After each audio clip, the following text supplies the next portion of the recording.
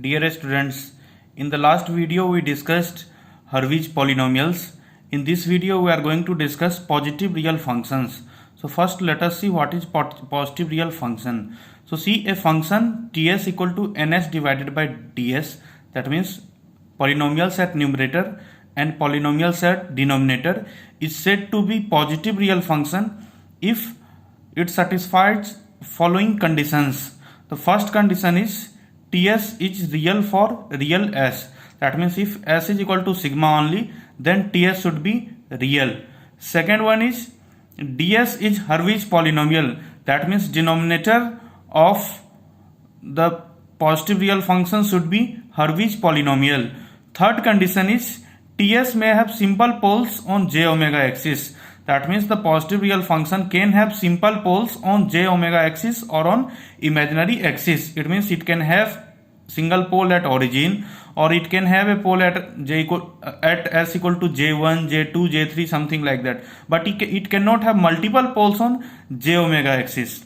Fourth point is real part of ts will be greater than equal to 0 for real part of s is greater than 0. What does it mean? It means that is real part of, if real part of s is greater than 0, that means if sigma is greater than or equal to 0, then real part of ts will be greater than or equal to 0. So let us understand it by mapping.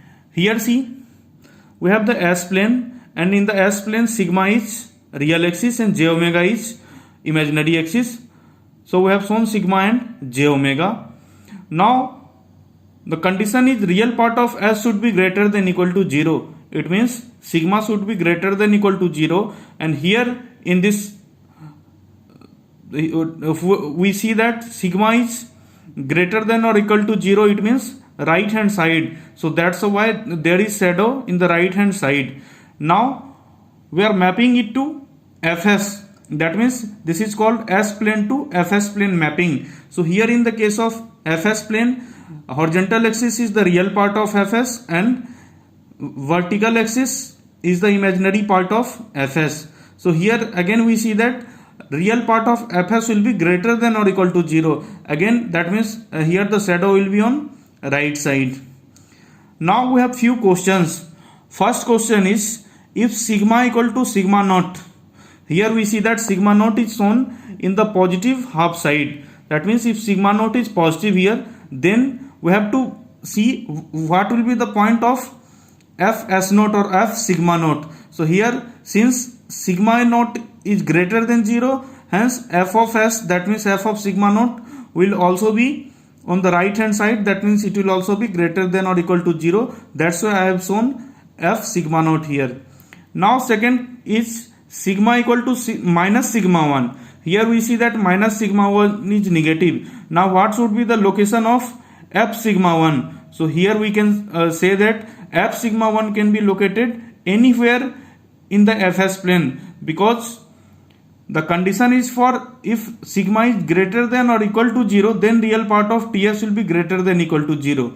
It doesn't mean that if real part of s is less than or equal to 0, the real part of ts will be less than or equal to 0. So we cannot say for negative sigma. So if sigma is negative, hence real part of ts can be anywhere. That means f of sigma 1 can be anywhere in the fs plane. Now see, suppose fs is given as fs is equal to k, where k is a real and it is greater than or equal to 0. Then we can say that fs is a positive real function. Now let us take the example of resistance. The value of resistance is r, which is constant and always positive. So fs equal to r is a positive real function. Next we have another, the impedance, that impedance of inductor, it is equal to s into L. Now we have to check whether it is positive real function or not. To check whether it is positive real function or not, we see that if real part of s is greater than or equal to 0, then we see that S is multiplied by L, and L has some positive value. L is the value of inductor in handy and it has some positive value. It means real part of Fs will be equal to SL, and it will be equal to also, it will be greater than or equal to 0. That means impedance of inductor is also a positive real function. Next we have a third case. Let us take a capacitor. That means the impedance of capacitor is 1 by SC. So now we have to check whether it will be real or not. So we see that real part of Fs, when we write real part of Fs, it will be equal to 1 by C into real part of 1 by sigma plus j omega. So we are replacing S by sigma plus j omega. So now we'll multiplying sigma minus j omega in the numerator as well as denominator. From here we get the real part of Fs equal to 1 by C into sigma divided by sigma square plus omega square. We are not worried for j omega part because here we have to calculate only real part of Fs. So here it is 1 by C into sigma divided by sigma square plus omega square. Now we see that if sigma is greater than or equal to 0, it means the complete term will be greater than or equal to 0. It means we can see that impedance of capacitor is also positive real function. Now what is the conclusion? The conclusion is, we come to the conclusion, any network which consists of positive elements, passive elements, that is R, L and C, have an input impedance and driving point impedance which is positive real. That means the input impedance and driving point impedance of a network that consists of passive elements like resistor, inductor and capacitor will be positive real.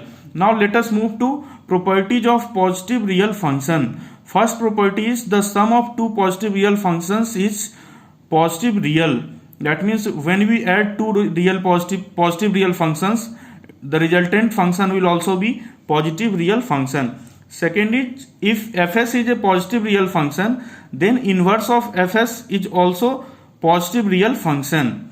Third one is, all the poles and zeros of positive real function lie in left half of S plane including j omega axis. Fourth point is, the highest powers of Ns and Ds, that means numerator and denominator, may differ at most by unity. Fifth point is, the lowest powers of Ns and Ds may differ by at most unity. That means it can have the maximum difference of 1 in the highest power of Ns and Ds, and same is applied for lowest power of Ns and Ds. And from the fifth point, it comes that poles on j omega axis must be simple. That means on j omega axis we cannot have multiple poles. So now we saw the property of network functions, positive real functions. Now we'll prove some of the properties of positive real function. First one is summation. That means when we add two positive real functions, we see that f1s plus f2s. So we know that for a real part of s greater than 0, real part of f1s will be greater than equal to 0, and real part of f2s is greater than equal to 0. That means when two non-negative numbers are added, again its resultant will be non-negative number. Hence we can say that real part of Fs will also be greater than or equal to 0. It means Fs will be positive real function. Second thing is, we write Fs equal to u plus jv. Here we have to prove that inverse of positive real function is also positive real function. So we write Fs equal to u plus jv. That means real part plus imaginary part, and here u is greater than or equal to 0. Then 1 by Fs, when we calculate, we can write 1 by u plus jv. Again we are multiplying it by u minus jv in the both numerator and denominator. Then the expression is u minus jv divided by u square plus v square. So when we calculate the real part of 1 by Fs, it will be equal to u divided by u square plus v square. Now we see that denominator term is always greater than 0 because both are square. Now at the numerator term we have u. So you have taken u greater than equal to 0, because we are checking for positive real function only if s term is that means real part of s should be greater than or equal to 0. That means here u is greater than equal to 0. So here we see that real part of fs is greater than or equal to 0. So here the inverse of fs is coming greater than or equal to 0. That means we can say that conclusion is driving point impedance as well as all driving point admittance function of a network consisting passive real elements is always positive real function. Driving point impedance as well as driving point admittance. So basically admittance is the inverse of driving point impedance. So we saw here that the third property of positive real function is that the inverse of positive real function is also positive real function. So here we know that driving point admittance is the inverse of driving point impedance. So both these are positive real function. So we can write driving point immitance function of a positive passive network is always positive real function. Next is poles and zeros should lie in left half of S plane. So what is the proof of this? What is the meaning of poles in right half plane? If the poles are in right half plane, that means the system will be unstable. So it leads to instability. It means real part is no longer non-negative. So what is the meaning of instability? Instability is output can grow up to infinity without any input. That means even if you do not apply input, the system can have indefinite output. So it is all possible only when the network is able to generate power. So how is it possible that a network can have infinite output without giving any input? It is possible only if the network can generate real power. That means if the network has some active elements, then only it is possible, but not possible for passive networks. Next, we'll have some numerical problems. That means we'll be given some network functions, positive real functions. We'll have to check whether it is valid positive real function or not. So to check these functions, we have some necessary and sufficient conditions for a function Ts equal to ns by ds to be a positive real function. So here we will have to see all the necessary conditions, then we'll apply it in numerical questions. First one is Ts must not have any poles on RHS.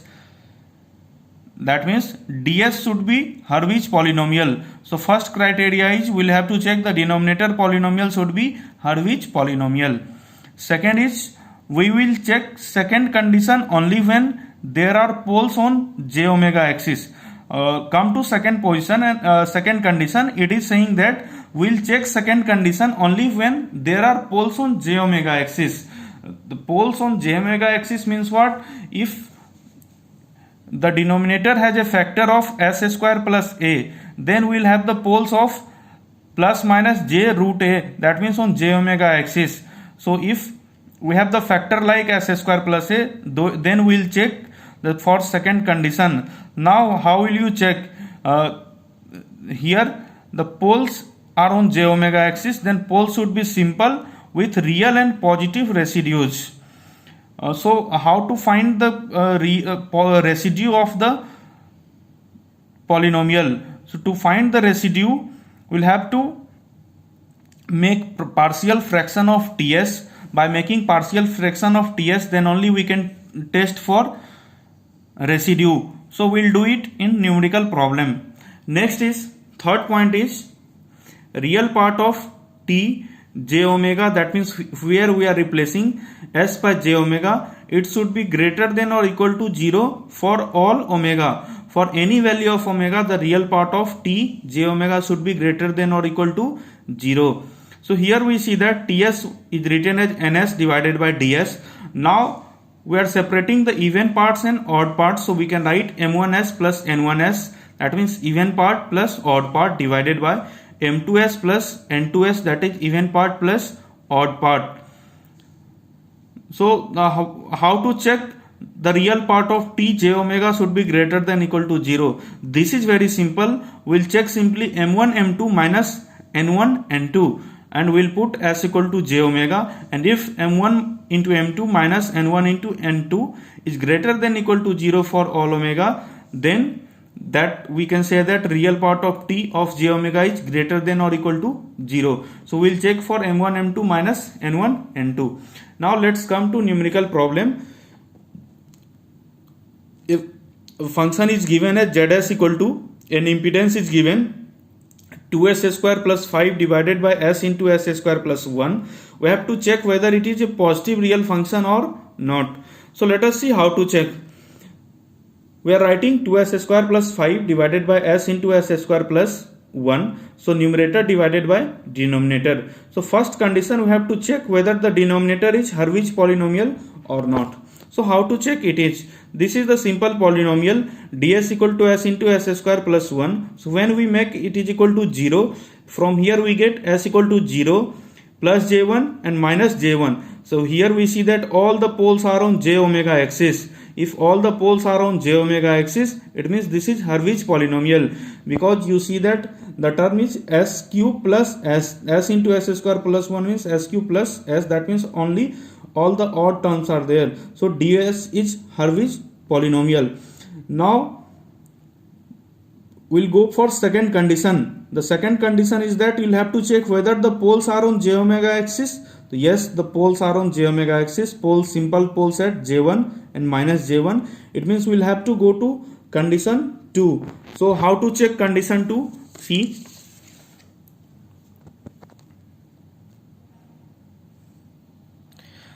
Condition 2 is, yes, there is the factor of s square plus a. So now we'll have to check for residue at s equal to plus minus j1, that means at imaginary axis poles. So how to check the residue? We'll go by partial fraction. So we'll write ts equal to 2s square plus 5 divided by s into s square plus 1. So it can be written as as plus b divided by s square plus 1 plus c divided by s, that means method of partial fraction. Now we have to find the values of a, b and c. So first we will put the value of s equal to 0. So when the value of s is equal to 0, at that time c will be equal to 2 into instead of s we are putting 0. So 2 into s square plus 5 can be written as 2 into 0 square plus 5 divided by 0 square plus 1. So it is equal to 5. So the value of c is 5.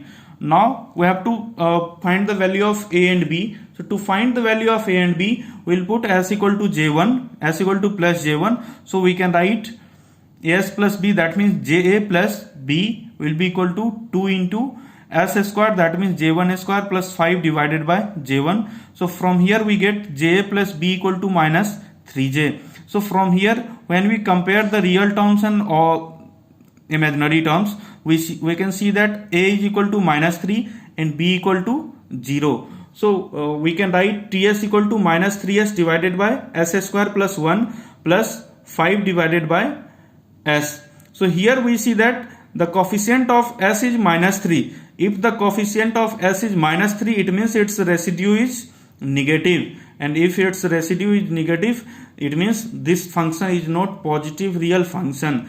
If it was positive, if suppose we have the term like 2s divided by s square plus 1, then we could show that we could say that the residue is positive, but here the residue is negative. So the function is not positive real function. We have the second question, fs equal to s square plus 6s plus 8 divided by s square plus 4s plus 3. First condition is we have to check for Hurwitz, that means whether denominator is Hurwitz or not, because we have to check the whole function fs is positive real function or not. So let us see how to check ds. So we can write ds equal to s square plus 4s plus 3, and it is equal to s plus 1 into s plus 3. So when we make ds equal to 0, we get s equal to minus 1 and s equal to minus 3. It means all the roots are real and negative. It means ds is a Hurwitz polynomial. So the ds is Hurwitz polynomial. Now next go to condition 2. So what is condition 2? Condition 2 is we have to check whether the poles are on j omega axis or not. So here we see that we have the two poles only, and at -1 and -3, that means real axis.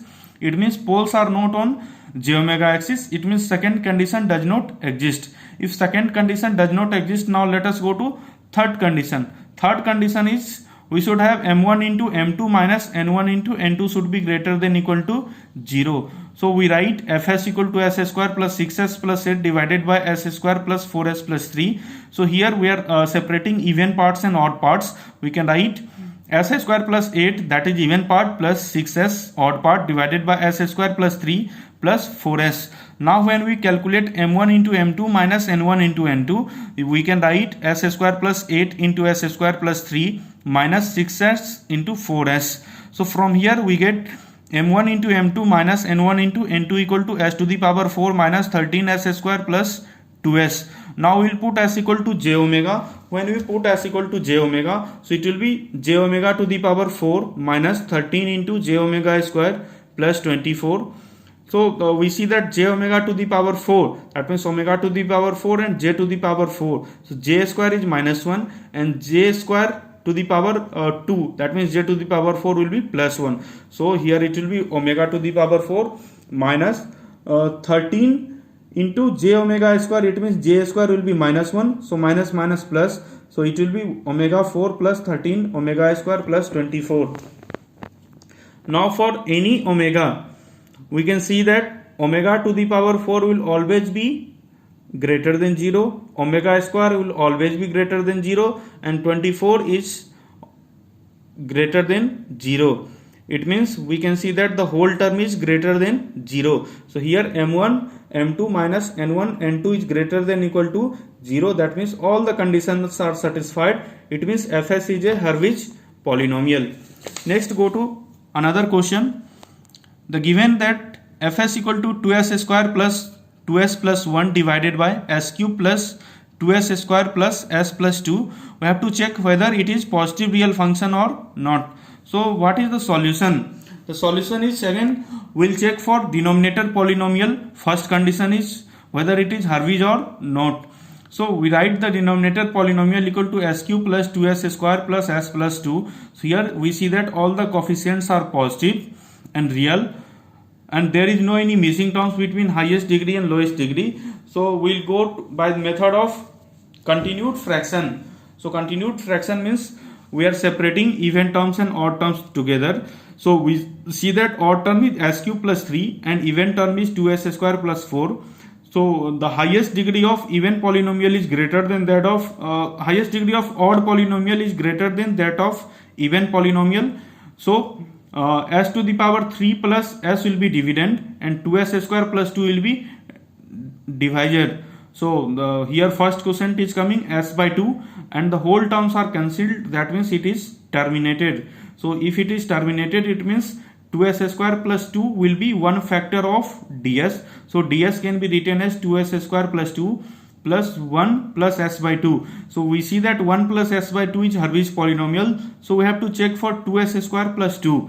So when we make 2s square plus 2 equal to 0, it means s is equal to plus minus j1. So s is equal to plus minus j1 means what? We have the simple roots on j omega axis only. So if it has simple roots on j omega axis, it means ds is a Hurwitz polynomial, because here 2s square plus 2 is even polynomial, and if even polynomial all the roots are on j omega axis only, it will be Hurwitz polynomial. Next, condition 2. Condition 2, first we will check whether the poles are on j omega axis. Yes, the poles are on j omega axis. We have the poles on j1 and minus j1. So now we'll have to go by partial fraction. So fs is equal to 2s square plus 2s plus 1 divided by 2s square plus 2 into 1 plus s by 2. So here we can write 2s square plus 2s plus 1 divided by, we take 2 as a common, so it will be 2 into s square plus 1, and we'll take 1 by 2 as common, so 2 into 1 by 2 will be cancelled. So the denominator term is coming s square plus 1 into s plus 1. So we'll write it will be equal to s plus b divided by s square plus 1 plus c divided by s plus 2. So when s is equal to minus 2, we have to do the calculations of a, b and c. When s is equal to minus 2, we'll calculate the value of c. So c will be equal to what? We'll put the value of s equal to minus 2 in the function of fs. So here we get c equal to 1. Now we have to calculate for a and b. So we'll put s equal to plus j1. So from here we get a into j1 plus b. It is coming j plus 0. That means from here when we compare, we get a equal to 1 and b equal to 0. So we see that fs is equal to 1 into s divided by s square plus 1 by s plus 2. So here we see that s divided by s square plus 1, the coefficient of s is 1. That means this fs has positive residue, and if positive residue is there, it means second condition is also okay. Now we'll have to check for third condition, that is m1 m2 minus n1 n2. So here we separate even parts and odd parts. So when we make m1 into m2 minus n1 into n2, when we calculate and put s equal to j omega, from here you will get 2 into 1 minus omega square whole square. So when the term omega 1 minus omega square can be negative, but when we square it, that means 1 minus omega square whole square, so it will always be greater than or equal to 0. So if m1 into m2 minus n1 into n2 is greater than equal to 0, so we can see that all the three conditions are satisfied. If all the three conditions are satisfied, it means fs is a positive real function.